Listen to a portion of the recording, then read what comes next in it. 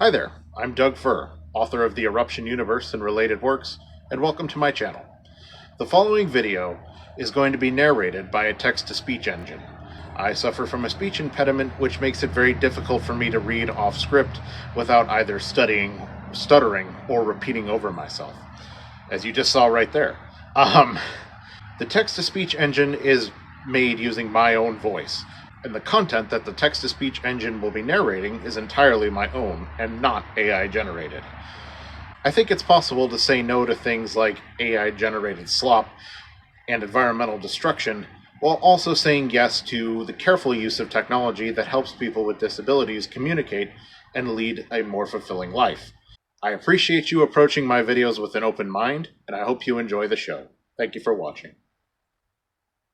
Eruption 4: The New Nations.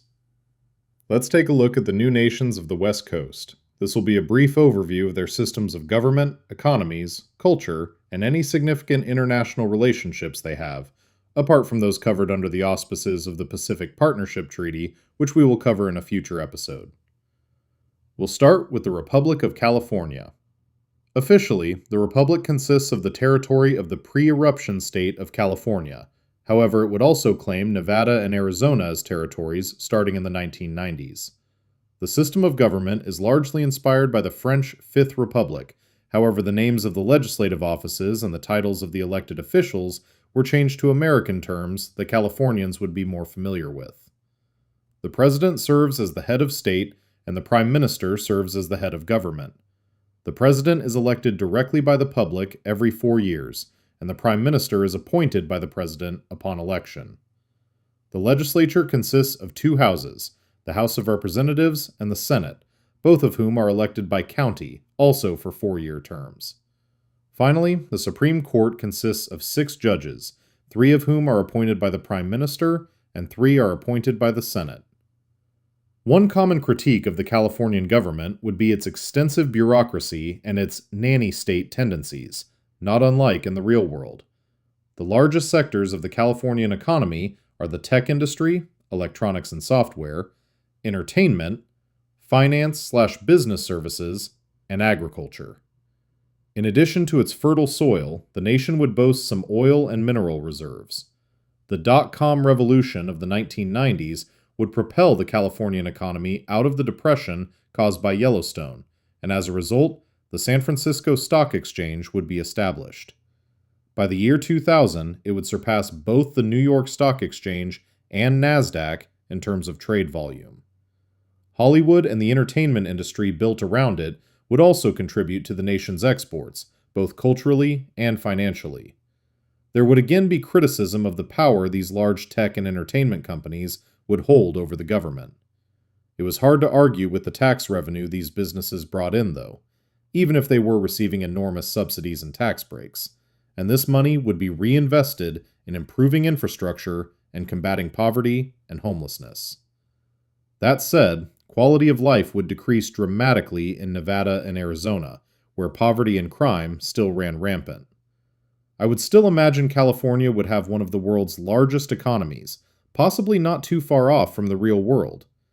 I would hang my hat on the GDP being somewhere around $2.2 to $2.5 trillion, with average household income being the equivalent of $70,000 to $80,000 as of 2017. California already had a distinct culture prior to the eruption. This idyllic, laid-back lifestyle would be the image they would project to the rest of the world. The founding mythos of the Republic was centered around the counterculture movement of the 1960s. Many historians would draw a direct connection between this cultural revolution and the secession that would come some 20 years later. As one historian put it, quote, "The hippies all grew up and went on to become the secessionists and the first generation of politicians of the new California." Californian culture was spread to the rest of the world via Hollywood and the West Coast's de facto control of the internet. Put a pin in that, we'll review in a future article. Various other subcultures that had spawned in California would also be exported around the world. West Coast hip-hop, Bay Area thrash, and the California punk scenes all rose to prominence in the late 80s and early 90s, standing in opposition to the sunshine and surfing and chill hippies image being pushed by the Hollywood and the new government. Songs featuring volcanic imagery, anger towards the ailing United States, and angst about the future of the new nation were common themes. California would be the most diplomatically active of the new nations, although they lacked formal recognition in most of the world, and a lot of this diplomacy happened under the table, so to speak. They also had the largest and most capable military out of the new nations, including several aircraft carriers, strategic bombers, and amphibious assault capabilities. Indulging in a bit of self-gratification, they viewed themselves as something of a figurehead of the West Coast, something the rest of the world was happy to oblige. Next, we'll discuss the Cascadian Confederation. The Confederation consists of the former territory of Washington and Oregon, and it would not claim any land east of the former states leading up to the border war of 2017. The Confederation consists of 14 secular provinces and 14 indigenous nations, the latter of which were mostly the territories of the largest Native American reservations of the Northwest prior to secession. Native enfranchisement was a founding principle of the Confederation and was written into the Constitution. Whether this was done out of a genuine interest in the tribe's well-being, or if it was simply just more convenient to let them continue administering the land they had been granted, was a matter of one's own interpretation, though. The head of state is the president, who is elected directly by the population to 4-year terms. The president then appoints 10 members of the National Council, who serve as the president's cabinet and the head of the executive branch. National Council members must have been elected to Congress for at least one term and are confirmed by Congress after appointment. Speaking of which, the National Congress consists of 2 houses and 206 members. 56 are national or provincial representatives, 2 from each nation or province, plus 150 district representatives, 2 each from 75 electoral districts, which are divided roughly by equal population. Both houses meet in the same chamber, however the district representatives vote on laws first, and laws that pass the district house are voted on by the national house. The national provincial representatives are elected to 3-year terms, while district reps are elected to 2-year terms. The House is chaired by the Prime Minister, who is also the head of government. The Prime Minister is also elected directly by the public and serves for 6-year terms. Finally, there is the judicial branch, headed by the Supreme Court of 28 justices, 1 from each nation and province. They are elected by the House of Representatives for 10-year terms, and they are limited to only a single term. The Supreme Court only hears cases disputing civil or constitutional law, while criminal cases are heard by the Federal Criminal Court, which is 1 circuit lower. The Confederation's system of government has been criticized for being a bit convoluted. In particular, the differing term lengths mean that there are near-constant campaigns for national offices, in addition to local elections, which some say contributes to voter apathy and, quote, electoral burnout that leads to lower voter turnouts when the president or prime minister are not up for election. The counterargument to this is that the short terms and frequent changes to congressional seats encourages, quote, decisive action by the legislature, and allows the legislature to respond quickly to unpopular legislation. The separation of powers is also seen by some to be unnecessary and obtuse bureaucracy.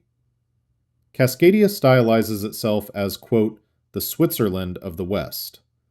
This is seen in many aspects of the Confederation. Obviously, the system of government is largely inspired by the Swiss and parliamentary democracies on the whole. The so-called dual cultures of Cascadia, being the indigenous nations and secular provinces, are often compared to the Swiss linguistic divide. Cascadia has also officially declared itself to be neutral in all foreign conflicts that do not directly threaten its own borders, unless they are called on for assistance by an ally. Cascadia is also economically neutral and will do business with most countries, again, unless they are a direct threat to them somehow, such as the United States. In 2001, they became a founding member of the Memorandum for Peace, which was a global pledge of non-alignment and non-aggression that they sponsored along with Indonesia, Japan, Malaysia, Sweden, and Switzerland. In reality, the memorandum did little in terms of concrete actions, but it was hugely symbolic, as it was an official recognition of Cascadia by Sweden and Switzerland. The other founding members had previously recognized Cascadia through the Pacific Partnership Treaty of 1996. It also served to ingratiate Cascadia with the non-aligned movement, of which they would become an observer state in 2010. Cascadia remains a close trading partner with Sweden and Switzerland, as evidenced by the large inventory of Swiss and Swedish equipment in the Cascadian Defense Forces arsenal, and vice versa. Cascadia's economy is largely centered around technology, aerospace, food and beverage production, notably seafood and coffee, business services, timber products, and alternative energy sources. Renewable energy makes up a notable portion of the nation's energy supplies, as Cascadia lacks any large fossil fuel reserves of its own. They would become a world leader in the manufacture of solar panels and wind turbines by the mid-2000s, exporting these products globally. Much like California, the dot-com revolution would benefit Cascadia greatly, with companies such as Microsoft and Amazon bringing in lucrative international trade. Of course, Boeing would continue to be a world leader in aircraft production, although notably it would not merge with McDonnell Douglas in the 90s as it did in the real world. The forestry industry would face increased scrutiny following the Green Revolution in the 2000s. However, it would be supplanted by recyclable and sustainable alternatives. Although its GDP would likely be smaller, I would forecast median household income to be about the same as California, perhaps even slightly higher. Cascadia would have the most advanced infrastructure out of the new nations. This would begin in the early 2000s as the nation embarked on the I-5 Corridor project, which saw the nation investing in a higher-speed rail line running from the Canadian border to Eugene, along with massive upgrades to the public transit systems in the cities feeding the corridor, along with upgrades to the highway system to allow for efficient truck shipping and high-bandwidth fiber-optic data infrastructure. This project was a resounding success, and in the 2010s, Cascadia began working on 3 other corridor projects that would connect Spokane to Seattle, Ontario and the Columbia River Basin to Portland, and extend the I-5 corridor south to California. To power these projects, the nation brought one of the world's first thorium molten salt nuclear power stations online near the Dalles, which provided power to much of the city of Portland by 2012. Several other thorium stations would be constructed in the following decade. The Richland National Laboratory, née Pacific Northwest National Laboratory of Manhattan Project fame, would also begin work on a prototype nuclear fusion reactor, although as of 2017 this would not be operational. Regardless, through the combination of nuclear and renewable energy, the nation was largely free of fossil fuel power generation by the start of the border war. These technologies would also be exported to friendly countries, and caused a few countries to start reaching out to the Cascadians in hopes of a trade deal. The nascent Cascadian identity would be founded in the grunge movement of the late 80s and early 90s. Fueled by angst stemming from starting a new nation and anger at the old American society, the mopey, plaid-clad Seattle Sound rock musicians would be the nation's first cultural export. As the new millennium dawned, this counterculture would divide into the urban hipsters and the suburban outdoorsy subcultures, which would come to define the stereotypical Cascadian going forward. Cascadia is also known for its social progressiveness. As mentioned earlier, reenfranchisement of the indigenous nations was a principle the nation was founded on. Additionally, the nation has also spearheaded the protection of LGBTQ rights, gender and racial equality, and promoting social welfare. This has led to the perception of the Confederation being far more of a left-wing nation than it actually is. In reality, it is very much a capitalist society, yet the oligarchs who run the nation have realized that the easiest way to keep the population in line is through placating them with grandiose projects and feigned social conscience. The fact that a content population makes for better workers is not lost on them, and they are happy to reap the benefits of the infrastructure improvement programs as well. Finally, there is the Kingdom of Hawaii. Many Americans are unaware, read never educated, that the Hawaiian royal family is still very much around. They did not get the Romanov treatment when Hawaii was absorbed into the U.S. In fact, there are several royal houses with legitimate heirs to the presumptive throne, and many members of the royal family remain active in politics and local advocacy in Hawaii. The history of Hawaii and how it came to be ruled by the U.S. is a sad yet fascinating subject, and a history that is often left out of U.S. history textbooks, if not suppressed outright. It is a worthwhile subject to educate oneself on if you have the opportunity. With that said, I am not an expert on royal genealogy, and I feel I am not qualified to weigh in on who the rightful ruler of Hawaii should be. As previously mentioned, there are seemingly several legitimate heirs to the Hawaiian throne, depending on which rules of succession are being followed. I am fairly confident that by the present year, 2017 in universe, that Hawaii would be ruled by a queen, with either Princess Abigail of House Kawananakoa and Princess Owana of House Kalakaua, both being contenders for the throne. I will simply be referring to the sovereign as the Queen of Hawaii or the Queen going forward, and it will be up to the reader to make a determination as to whom the Queen should be. The kingdom would be a constitutional monarchy, effectively reinstating the Constitution of 1887, also called the Bayonet Constitution.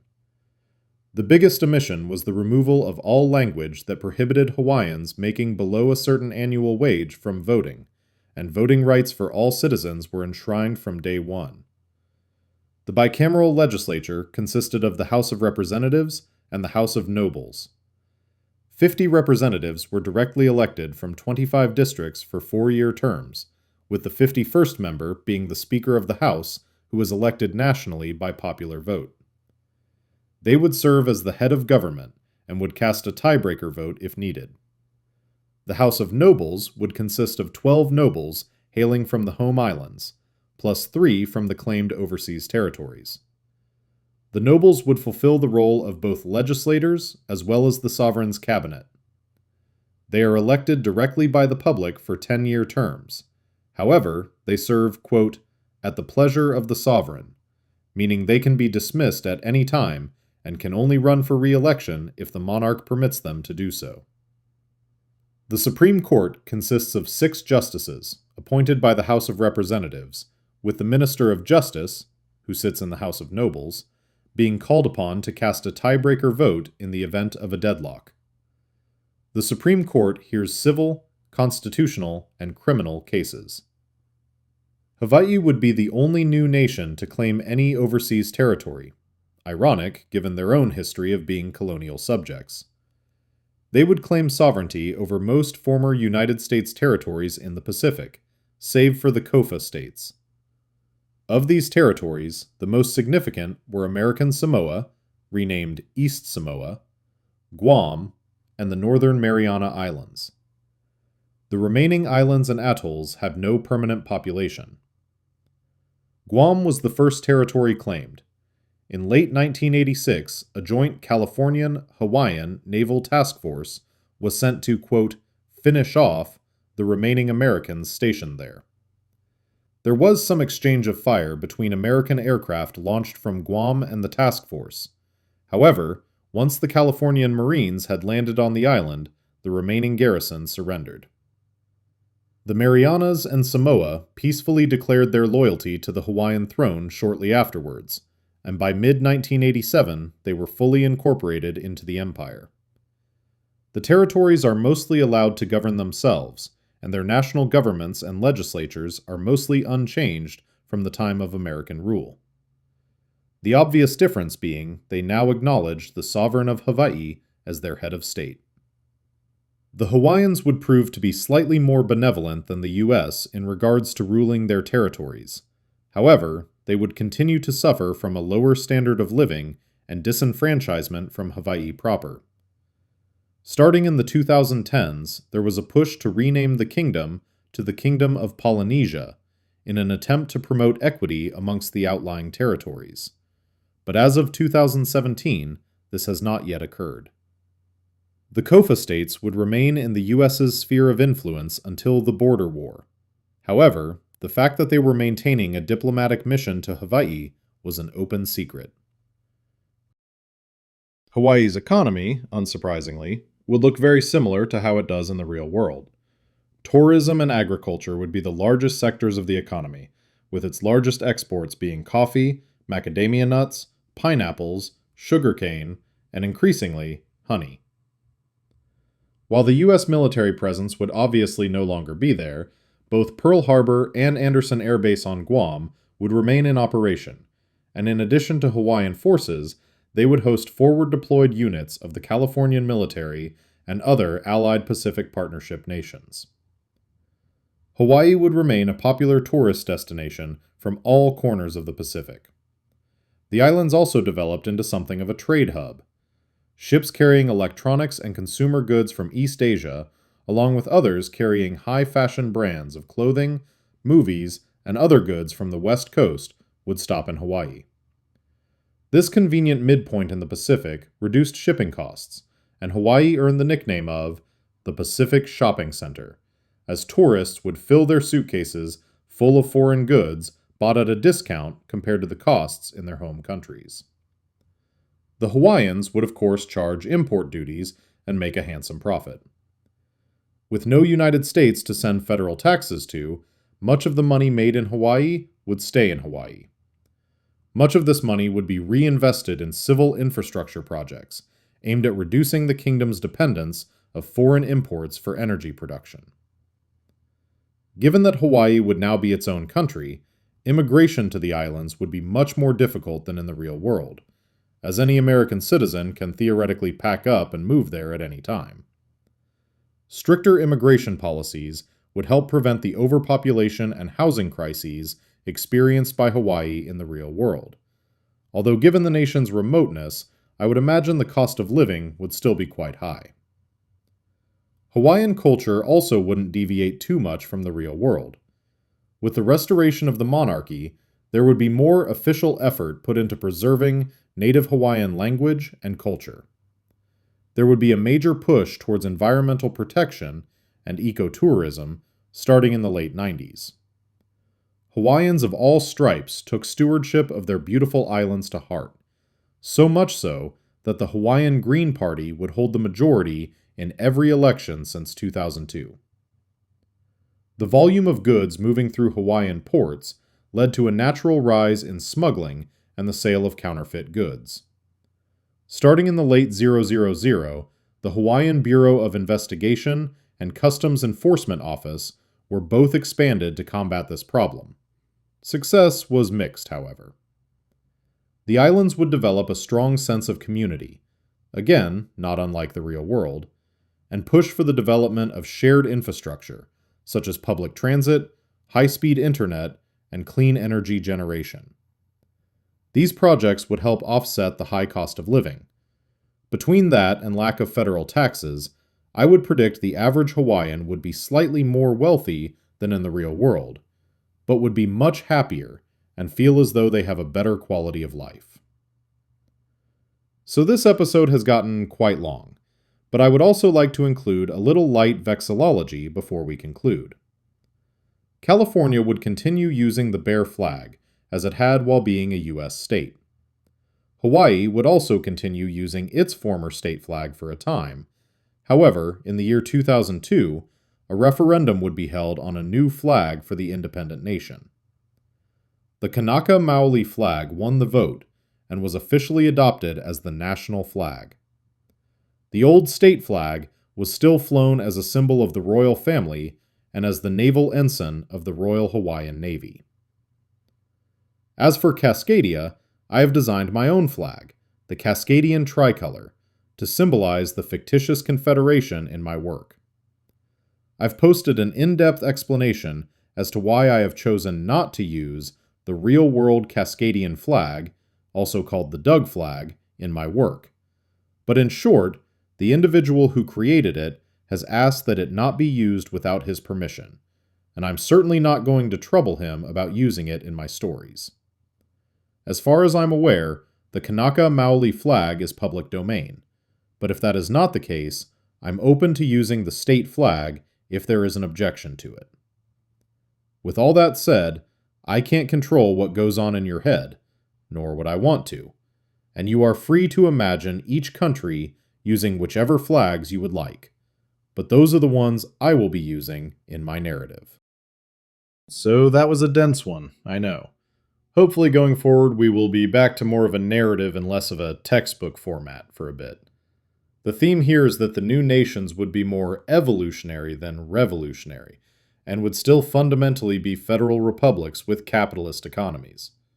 California and Cascadia are the embodiment of rainbow capitalism, wherein despite some social progress, most of the nation's power would remain with the billionaire oligarchs and their corporations.